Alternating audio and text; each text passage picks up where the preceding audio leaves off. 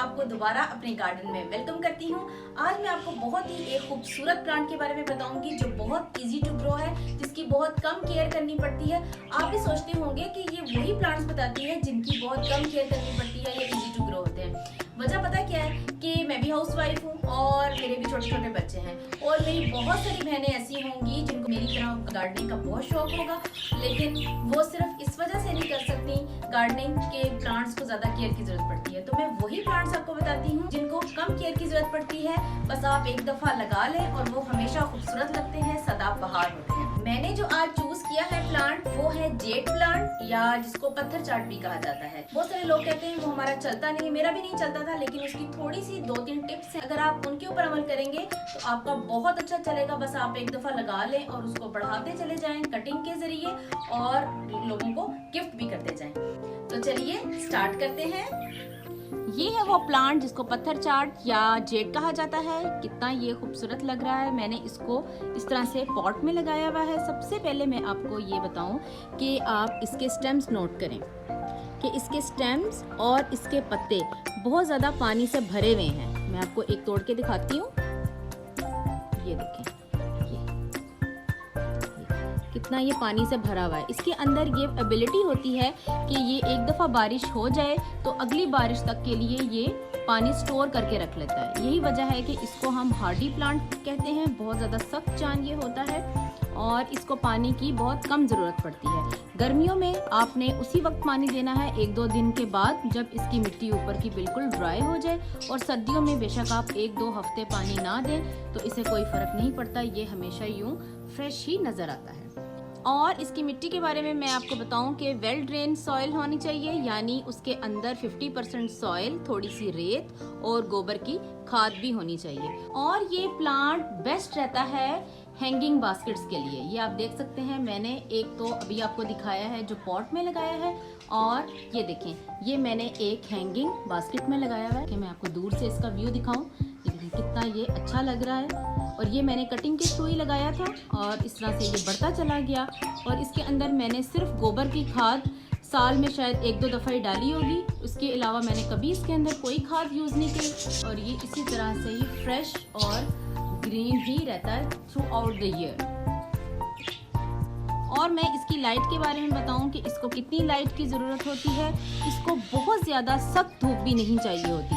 आप इसको उस जगह पे ना रखें जहाँ पे सारा दिन धूप पड़ती है, बस वहीं पे रखें जहाँ पे सिर्फ 4-5 घंटे की धूप पड़ती है, तो ये बहुत ही खुश रहता है और हरा भरा नज़र आता है। बहुत ज़्यादा अगर धूप में रखेंगे, पानी की कमी हो जाएगी तो इसके पत्ते बिल्कुल पतले होना शुरू हो जाएंगे और येलो होना शुरू हो जाएंगे। और एक और बात, जैसे ही आप ओवर वाटरिंग करेंगे इसके पत्ते येलो होना शुरू हो जाते हैं। इसको रखा उसी जगह पे है जहाँ पे दिन की सिर्फ 5-6 घंटे की धूप पड़ती है। और आजकल तो मौसम काफ़ी गर्म है, फिर भी ये बहुत फ्रेश नज़र आ रहा है। और इसकी प्रूनिंग करना भी बहुत ज़रूरी होता है। आप जहाँ जहाँ से इसकी प्रूनिंग करेंगे वहाँ से इसके स्टेम्स और ज़्यादा निकलना शुरू हो जाएंगी और ये ज़्यादा बुशी और इसका फैलाव ज़्यादा हो जाता है। अदरवाइज़ ये सिर्फ लंबा लंबा ही बढ़ता चला जाएगा। ये देखिए मैंने इसकी हर जगह से प्रूनिंग की है और वहीं से ही इसकी और ब्रांचेस निकलना शुरू हो जाती हैं। यही वजह है कि आप इसकी थोड़े अरसे बाद कटिंग करते रहें और किसी और पॉट्स में लगाते रहें। इससे ये होगा कि आपके और पॉट्स भी भर जाएंगे और आपका ये जो मदर प्लांट है या जो आपका मेन प्लांट है वो भी बुशी हो जाएगा।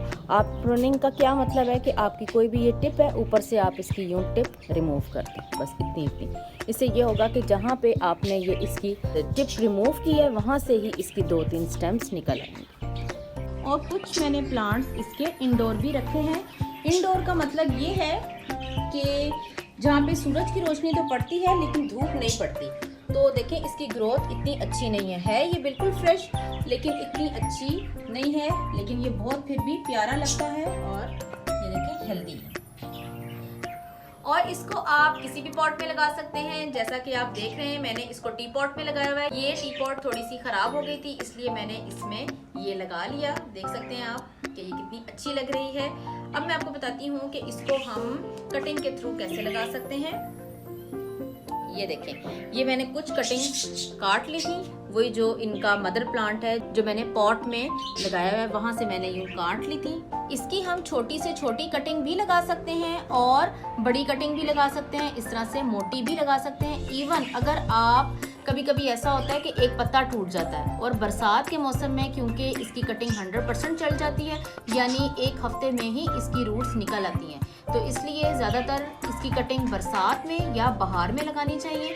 और मैं ये बता रही थी कि अगर कभी इसका एक पत्ता अगर लगा देना मट्टी में तो ये भी अपनी जड़ें पकड़ लेता है और यहीं से ही इसकी रूटिंग स्टार्ट हो जाती है और प्लांट इसका निकलना शुरू हो जाता है। मतलब इतना ये इजी टू ग्रो प्लांट है। अभी मैं इसको लगाऊंगी, कुछ छोटी कटिंग्स हैं, नीचे से आप इसको यहाँ से 2-3 पत्ते इसके तोड़ लें यूँ, ठीक है। इसके नीचे से मैंने तोड़ ही लिए थे, यहाँ से भी ये देखें ये टूट गए, यहाँ से भी ये इसके टूट गए प्लांट्स, ठीक है। और ये देखें, ये एक शुगर पॉट है जिसका ऊपर से जो कैप था वो टूट गया है, तो इसके अंदर मैंने सोचा कि यही वाला प्लांट लगा लूं।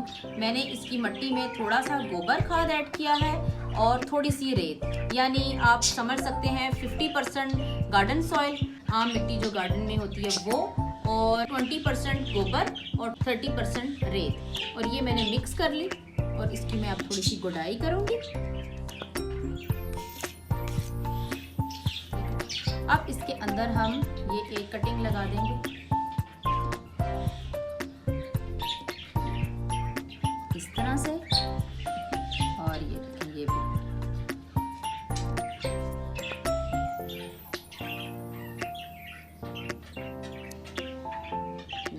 ये इसकी कटिंग लग गई है।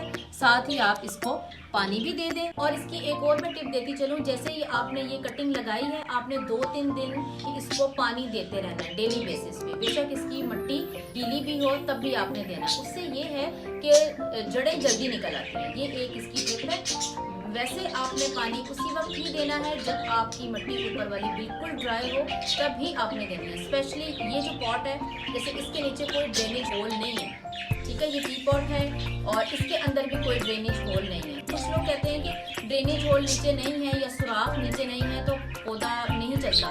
चल जाता है। ये देखिए मेरे इजीली चल रहा है। मैं पानी ही इसको 1 हफ्ते के बाद देती हूँ जब मिट्टी बिल्कुल ड्राई हो जाए। तो ये भी एक इसकी टिप हो गई।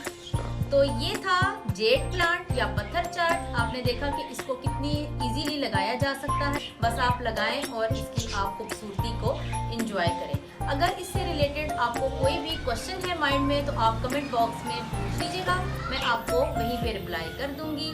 आप भी इसको ज़रूर लगाइएगा। बस एक दफ़ा आप ले आए। मैं भी एक ही दफ़ा लेके आई थी अपनी किसी फ्रेंड के घर से, उसने मुझे कटिंग्स दी थी और उससे ही मैंने काफ़ी ज़्यादा पॉट्स में लगा लिया।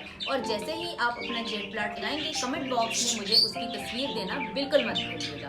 मुझे यकीन है कि आपको ये प्लांट बहुत पसंद आएगा। और हमेशा की तरह एंड पे मैं एक बात कहना चाहूँगी कि खुश रहें और खुशियाँ बांटें। मुझे अपनी दुआ में याद रखिएगा। अल्लाह हाफिज़।